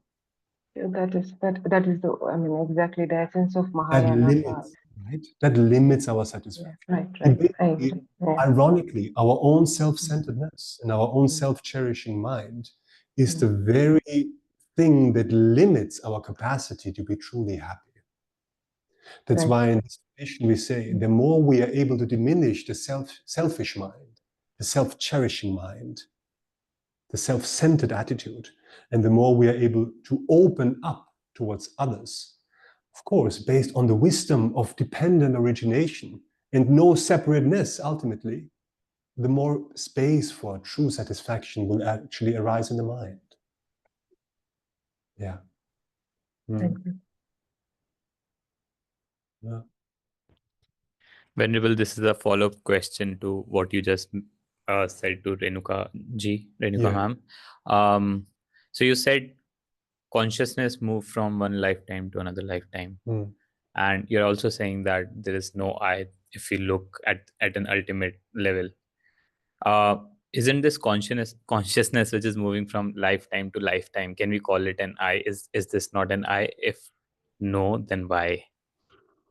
Can we not call the consciousness, that stream of consciousness which moves on after death, an I? Now we can't. I'm sorry to disappoint. We can't call that an I. And the reason for that is we have to understand, what do we mean by I, actually? Because when you think about I right now, when you think I, when I say Wangdu, me, I have a mind, I have consciousness, yes. My consciousness, my mind is part of I. But this I that I am right now, it also has parts or aspects which are not mental, which are not consciousness.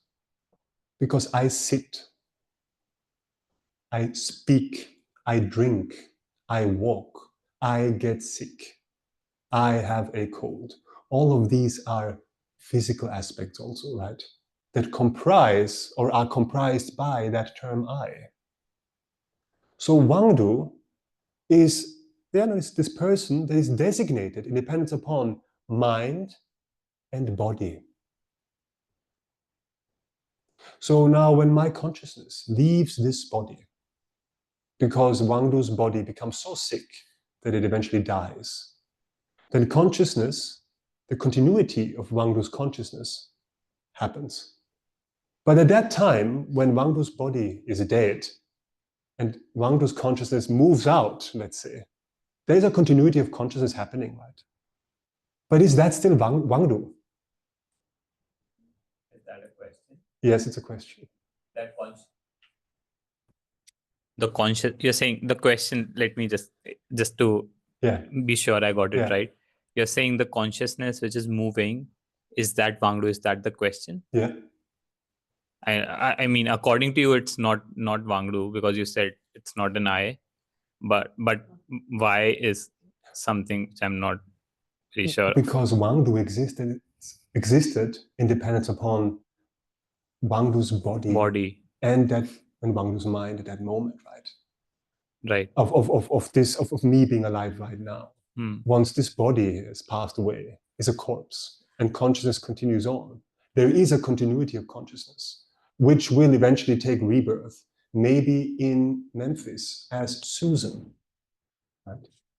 And then Susan, tiny little beautiful blonde Susan, is born in Memphis, which, the consciousness, which is a continuity of Wangdu's consciousness, enters into the fertilized egg in a mother's womb somewhere, in a beautiful young mother in Memphis.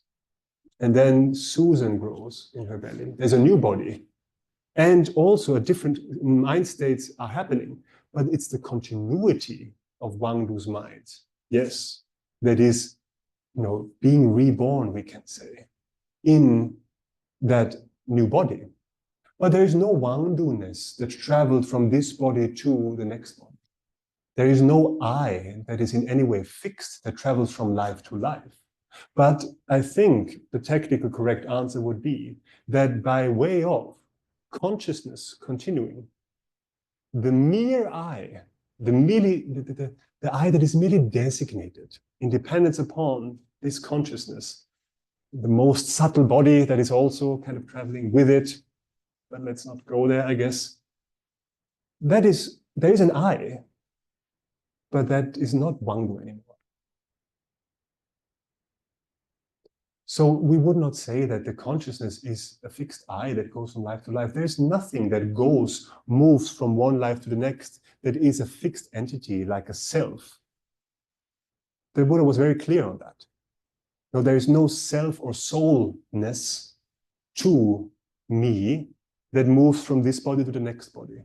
And that's a very important point for us to understand, because as soon as it comes to rebirth, I think that's where we all kind of lose it a bit, because we think there is a particular essence within me that will go from this life to the next life, and then I will be reborn as a turtle. And I don't believe that I could be a turtle. Well, it's not that you, as a fixed entity, inherently existent diamond Wangdu in here, then moves to the next body in an unchanging way. There's simply the continuity of consciousness and the subtle continuity of matter also, that then, due to the law of cause and effect, manifests in a new way. And then Susan will be born, and Susan, my future life, let's say, is not Wangdu anymore. She's a completely different person, actually. But Susan will, to some degree, experience what I have created with my actions. Because the particular karmic imprints that I have accumulated due to my actions of body, speech, and mind were implanted on the stream of consciousness, which then continues on, and due to cause and effect becomes Susan. Anyway, Susan experiences the karmic outcome of what Wangdu did. And I don't want Susan to experience negativity. That's why I'm a good boy. You know what I mean? I'm not very skillful in explaining it correctly, but that's my best take for now. Can I ask another follow-up question? I guess so. So the question being, are you saying that Susan is not Wangdu because the bodies are different? Is that the underlying Susan reasoning? is not Wangdu because Susan is the effect of Wangdu. Right. No, I don't know if that works. That makes total sense, actually. It does, you know what I mean, though. But we're studying with Dissatisfaction words. That's what you study. Yeah. Well, it's the case, right? Yeah. The person, Susan, is not Wangdu. Yeah. Because Susan, I don't know if it completely holds, but maybe in generally speaking, is the effect of Wangdu. Yeah. And the effect of a particular cause. And that particular cause which led to this effect can never be. Yeah. So I think this is how we can talk about it. Yeah.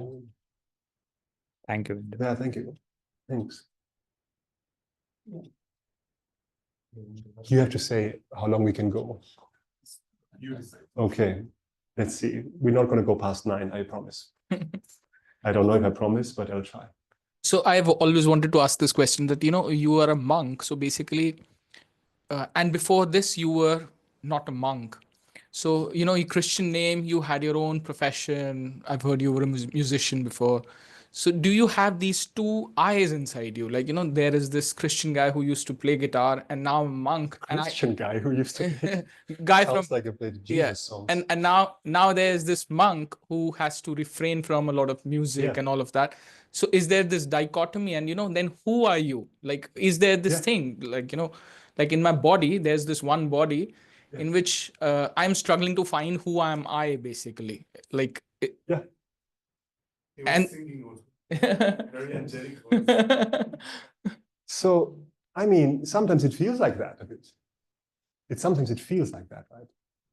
Personally, for me, sometimes it feels like, oh, there is still this musician or person within me that I was before, kind of thinking, oh, now I cannot do this anymore, and oh, now I have to be that. But actually, this is my true self, is actually the musician on stage. That's who I really am. But now it's just, and then there is the monk Wangdu that says, no, that's not who you are. This is who I really am. I'm actually this monk. That's what I decided. You know, it can happen sometimes in my own mind that this not really comes into conflict, but it appears like that. But it's not like that. I know it's not like that, because there cannot be two eyes within a particular body or something like that. It's not like that. The musician that I was, and all these experiences that I had as a musician and living this life, which was quite a nice life, naturally led me to becoming what I became right now, what I am right now. It's a natural progression. No. But you don't have to be a musician turning monk to have that. I think every one of us has that experience, right? Because 15 years ago, you did different things. You have been a different person, haven't you? Right? 15 years ago, you've been a different person. And different things led you to, or different situations led you to who you are now. Don't you sometimes experience that the younger version of yourself and the version you are now sometimes come into conflict with each other? Right? But most of the time, we still think that there is only one. There is one I. There's not two eyes or three or many. When we talk about I, we talk about one I. But when we talk about one I, this I doesn't exist as one particular fixed entity to be found somewhere saying I. It is merely the continuity of causes and conditions, really. Yeah. Mm-hmm.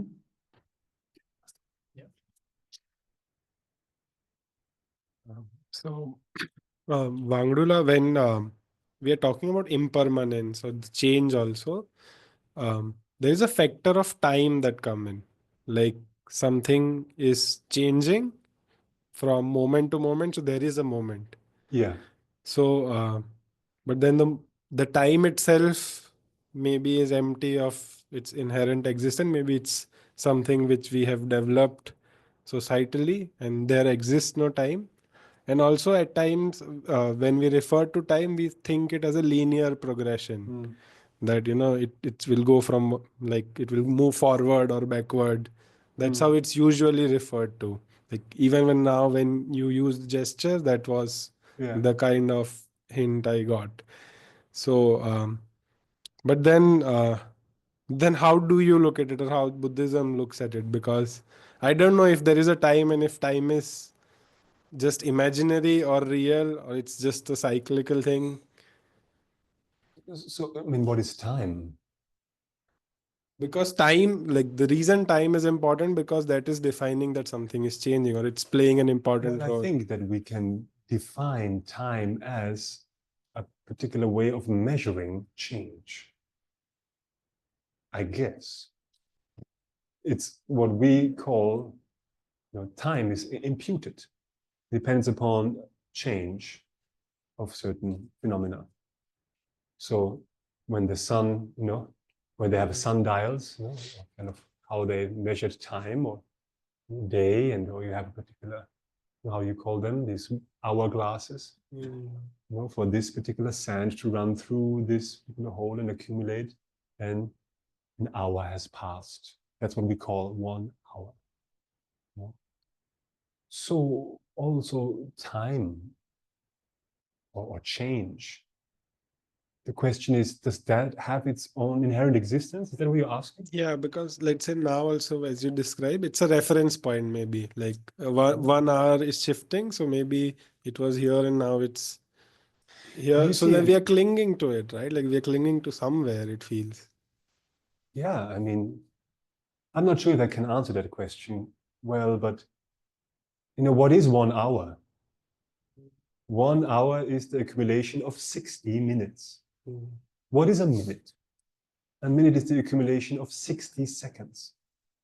What is a second, right? You can go dig down and down. Do you ever find the shortest conceivable moment of time where you say that is the building block of which everything else is built up? That's how we see it. Is it like that? At least to say. So I would have to say also time is simply dependently arisen phenomena. And it very much has to do, how time is experienced very much has to do with all these different factors. Because I guess as human beings, we experience time as being very short when we have fun, as being very long when we suffer. Right? 1 hour sick in bed is much longer than 1 hour out and being with friends.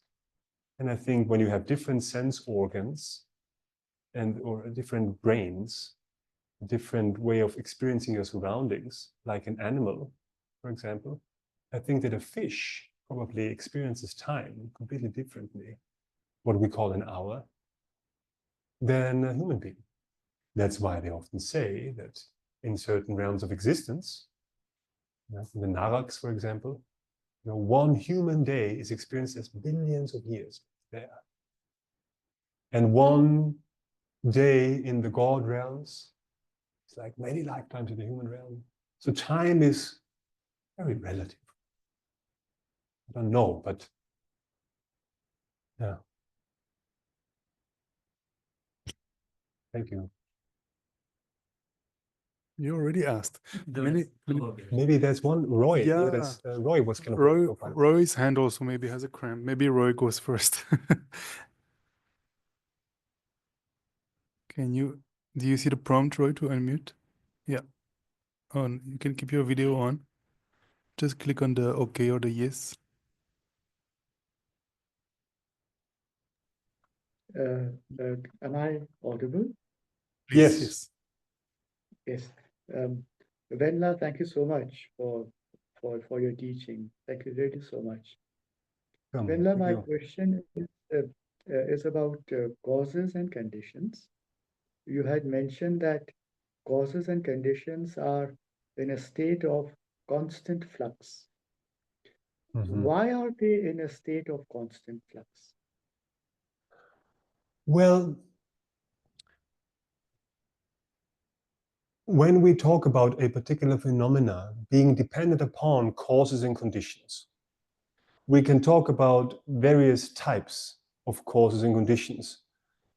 When you, for example, think about a flower, okay? A flower, for it to bloom and to arise, depends on certain causes and conditions. We basically talk about 2 kinds of causes in Buddhism. We talk about what is called a main cause and its contributing conditions. So what is the main cause of a flower? It is a seed in the ground, let's say.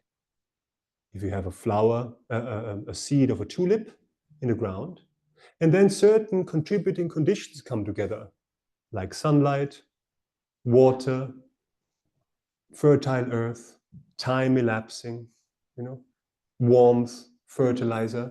Then when all these contributing conditions meet together with a particular main cause, a tulip flower grows. So due to these causes and conditions, a main cause and contributing conditions coming together, a flower grows, in this case a tulip. Now, each and every one of these causes and conditions also is a result of further causes and conditions. Because the sunlight is the result, the warmth from the sun, from this particular planet out there in the universe, right? And it comes through on this particular day because there is no clouds in the sky and it's a warm day. And then there is water being poured onto the ground by the gardener who just collected the water, or it rained due to certain conditions just before the sun came out, And the particular seed is planted in the ground also has not been picked out by a bird, but it's actually well hidden, and it also changes. Every single cause and condition that leads to one result depends on further causes and conditions, which depend on further causes and conditions. So if you start to think about it, there is this huge network of causes and conditions, which kind of not mutually, but it seems like influence is taking place all the time.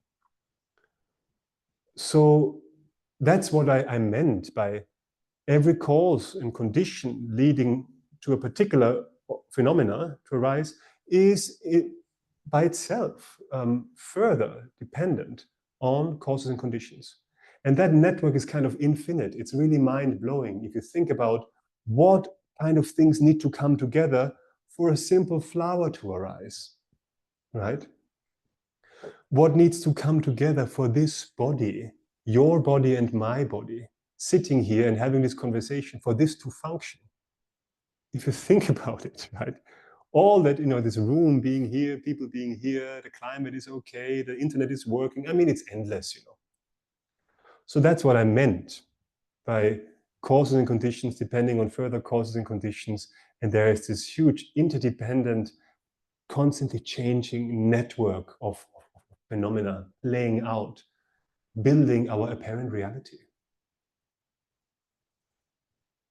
Does that help?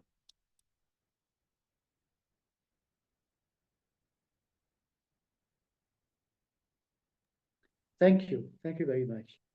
Thank you. It's 57. Should we take Atisha's question? Maybe we take Atisha's question and then we maybe call it a night. Yeah.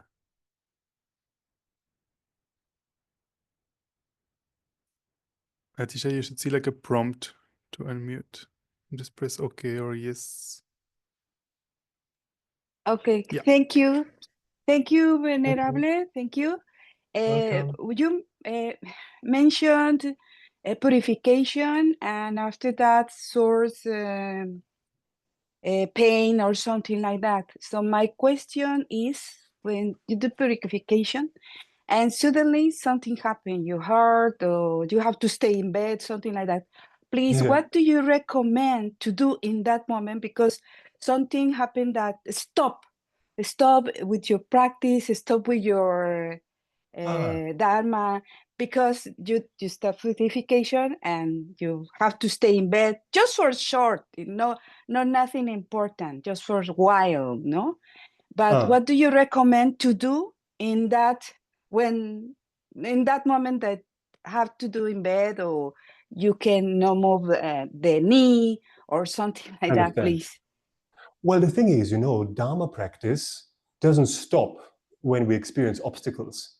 Actually, on the contrary, these particular obstacles that you experience, they become your practice, right? So you might not be able to sit upright in a cross-legged position doing a particular formal practice, but while you are lying in bed and experiencing that particular sickness, well, that awareness, like, okay, this is what's going on now in my body. This is what has happened. Here a result comes from particular causes and conditions, then that becomes your very practice to be able to transform that or take that particular pain or sickness onto the path. So it's not that our Dharma practice stops there.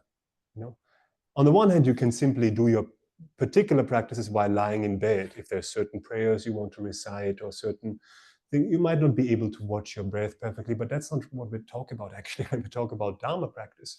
But the very Dharma practice that really happens at that point is to see, oh yes, here something unexpected has happened. How does my mind react towards that? How do I now feel having to lie in bed and having to experience that? Can I apprehend it or react towards it with a calm mind? Can I go through this experience without creating further self-created suffering, developing this huge aversion to my sickness? We start with that, this acceptance, this awareness of what's happening now. And then on the basis of that, there are so many practices we can do to practice without, to take the obstacle or that particular purification that we experience onto the path. And if you want to learn more about that, there is this one particular genre that is, so wonderful within Tibetan Buddhism, is called thought transformation or lojong. How we take that very adverse condition of that sickness and using it as fuel for developing our compassion and our wisdom. Using it as, this particular sickness now becomes my fuel to use that to contemplate on, first of all, how are other sentient beings suffering just as I myself am suffering? May they be free from their suffering by me experiencing this pain. May others be free. I take it onto myself, Tonglen. for example. Mm. Or seeing, this particular sickness, this pain is the result of causes and conditions. It is a dependent arising. It is therefore totally empty of independent existence. You can use it to reflect on the ultimate nature of reality. There's various ways, I guess, of how you make that particular situation that you find yourself in your very key to practice. In this way, the sickness you experience does not become an obstacle to Dharma practice, it becomes the very condition for Dharma practice. So maybe you can look a little bit into the Lojong genre of Tibetan Buddhism. And there is one very, very good book, which is called Essential Mind Training, translated by and introduced by Thubten Jimpa, one of the translators of His Holiness the Dalai Lama, where he put together the essential points of training the mind, transforming the mind with respect to this, and helps us, very inspiring texts of how we can do that. Thank you very much, Venerable. Welcome. Thank you. Okay. Thank you. All right. Thank you so much. Okay. I think that's it. I hope I didn't keep you for too long. It's already 9 o'clock. Yeah. I want to thank you so very Thank much you. for coming this evening. Also, everyone on Zoom, thank you so much for being part of this little talk. Tomorrow, we're going to dive a little bit more deeply into this third kind of aspect of how to tackle ignorance, namely of how to overcome, especially the grasping at an inherent I and maybe mine, and how that tackling of that, how this will actually benefit us in our daily life, and how that finds expression in daily life in terms of also how to develop compassion and develop a loving attitude and developing a positive state of mind in our daily lives. We're going to look at that a little bit tomorrow. And maybe just for a short minute, just do a short dedication. Just in our minds, we reflect by having come together this evening, thinking about this subject, finding some time to think about the Buddha's teaching, this incredible advice coming from the Buddha that we try to look at here together and to learn from and to draw from. May whatever positive potential we might have accumulated by doing this, may all of this become a cause for the development of our minds towards full enlightenment. So we are able to actually bring the best possible conditions also for other sentient beings to develop their minds towards full enlightenment.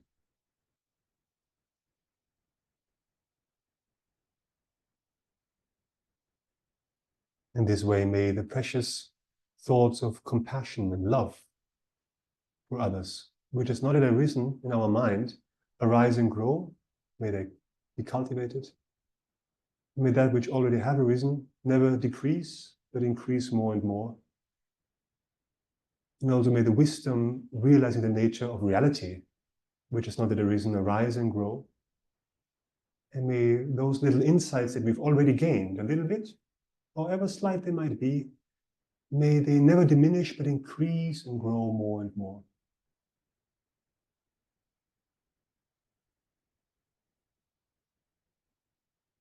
In this way, may the development of our own mind lead to ultimate happiness and genuine benefit of each and every sentient being. Just think that for a short while in silence.